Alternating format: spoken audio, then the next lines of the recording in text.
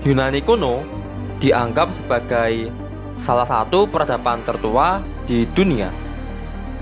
Pada masa kejayaannya, peradaban ini menjadi pusat kebudayaan, seni, dan pendidikan di kawasan Laut Tengah.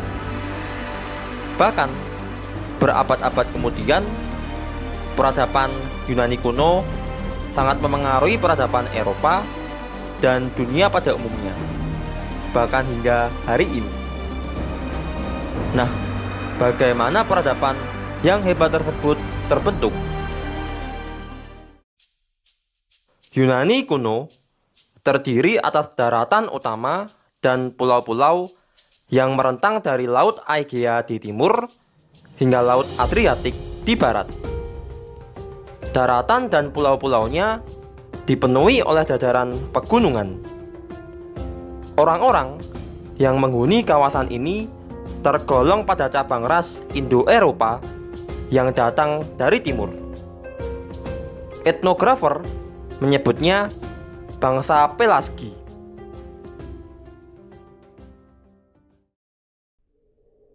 Peradaban besar pertama di Yunani berkembang di sebuah pulau bernama Kreta yang mulai dihuni sejak tahun 6000 sebelum Masehi. Peradaban ini disebut peradaban Minoa yang diambil dari nama raja mereka yang legendaris bernama Raja Minos. Peradaban Minoa mencapai puncak kejayaannya antara tahun 2200 sebelum Masehi dan 1400 sebelum Masehi pada zaman perunggu melalui perdagangannya dengan kota-kota di Yunani, Laut Tengah, Mesir, dan Suriah. Peradaban ini mengalami kemunduran pada sekitar tahun 1500 sebelum Masehi. Di Yunani daratan, sekitar tahun 1600 sebelum Masehi, pemukiman-pemukiman kecil mulai berkembang menjadi kota-kota.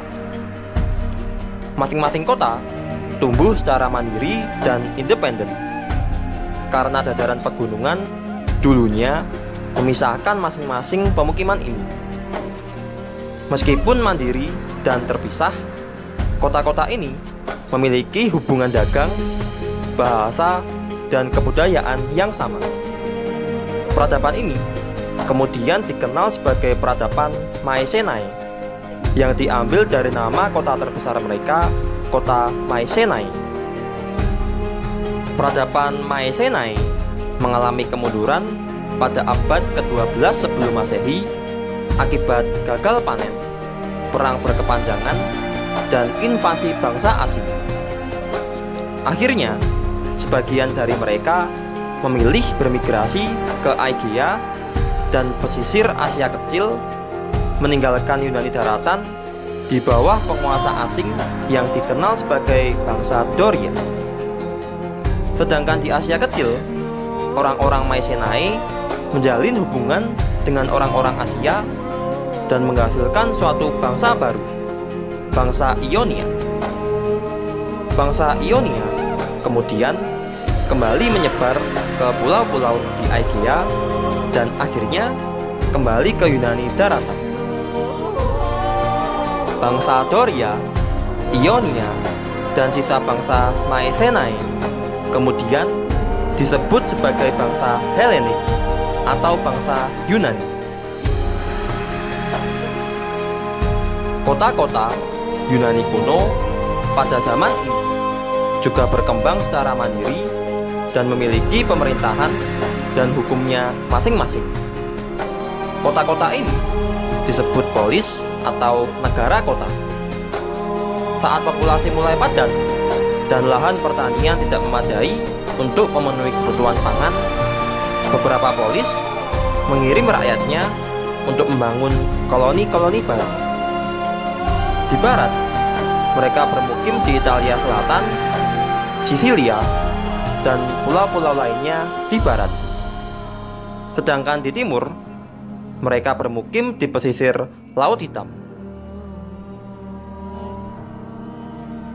Yunani kuno mencapai puncaknya di kota Athena pada abad ke-5 sebelum Masehi dengan hasil budaya yang luar biasa dalam literatur, seni visual, dan drama, dalam filsafat dan politik, dalam olahraga, dan aspek-aspek lain dalam kehidupan sosial.